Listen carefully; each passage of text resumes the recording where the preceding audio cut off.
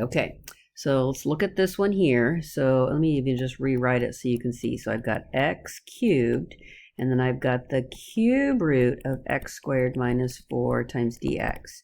So notice that it's a cube root. So a cube root. So a cube root, you cannot use the trig substitutions, right? If it was the square root of x squared minus 4, I'd say, oh yeah, go use x equal to secant theta, correct? If it was square root. With cube root, you cannot use these, right? So you got to come up with something different. So that's what would make me think of doing this tricky u. So I'm going to let u equal the whole cube root term in the denominator. And then remember, you want to sort of solve for x. So this is one of them. I'm going to say sort of solve for x. But again, you never want fractional exponents. So if I cube both sides and add 4, I get to here, right? Cube both sides, add 4, I get to here.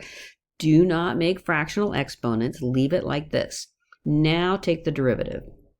3u squared du, and then 2x dx. Okay, so now let's start with the substitution. So I need to take an x dx out in order to get this du in. So I'm going to have to be clever. So let's look at the original problem. There was an x cubed in the numerator, so let's split my x cubed up so I have an x and a dx to take out. So I can take out x dx and put in 3/2 u squared du. So there it is, 3/2 u squared du. The denominator is just u, and now I've got to figure out what to do with x squared.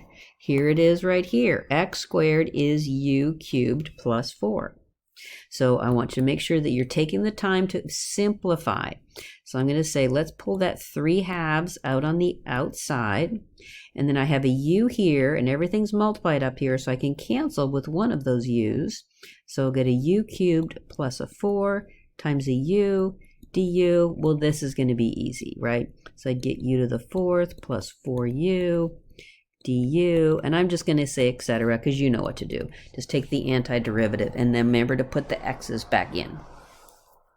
All right, so this one here, so whoops, yeah, this example 3.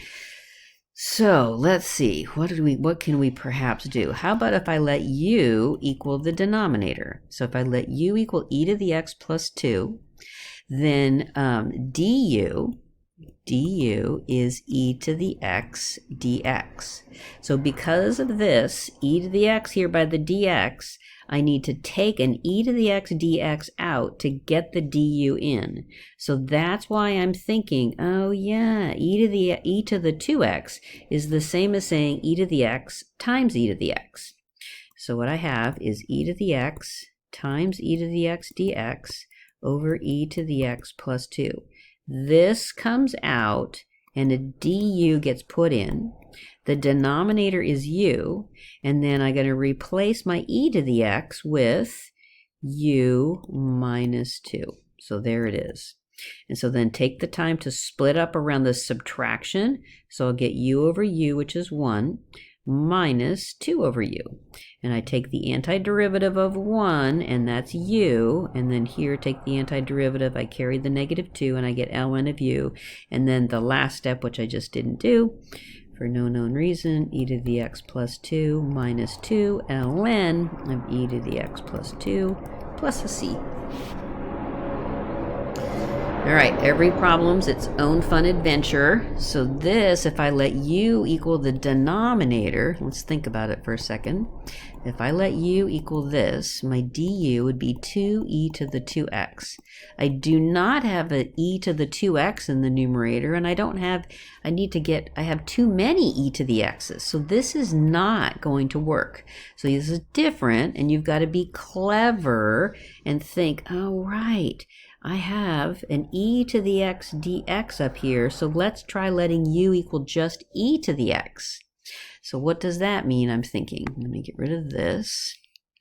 So I would be looking at e to the x 4 plus e to the x squared dx.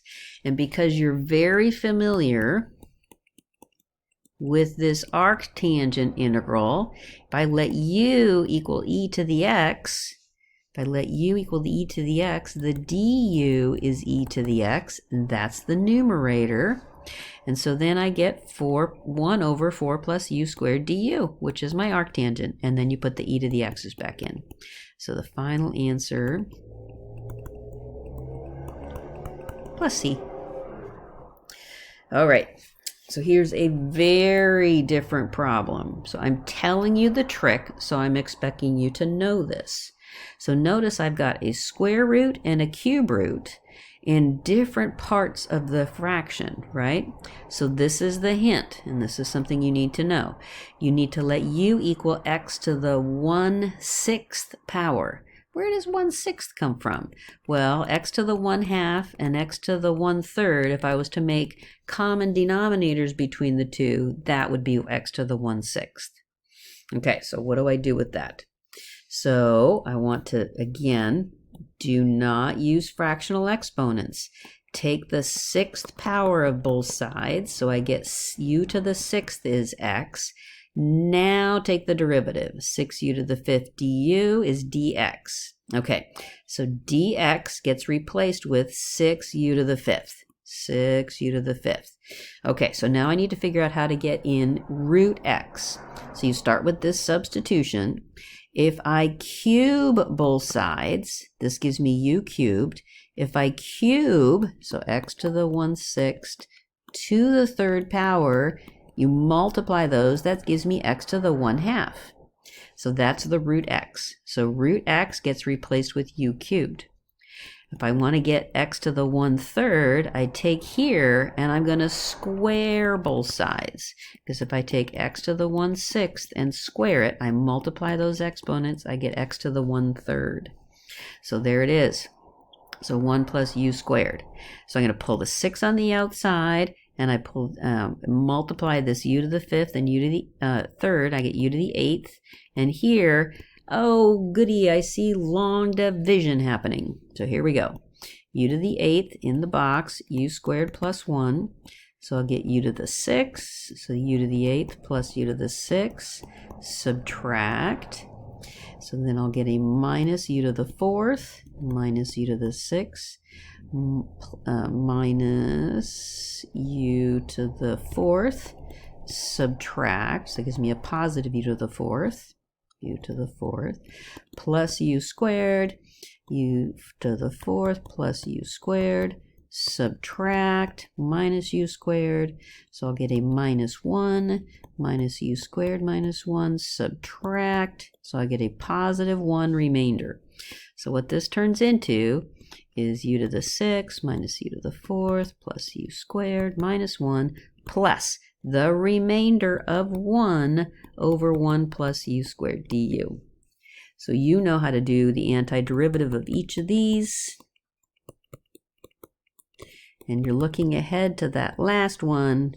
And remember, the integral of 1 in u land, right, is u, because all of these are with respect to u. And this you recognize as arctangent of u plus c, and then put the x's back in.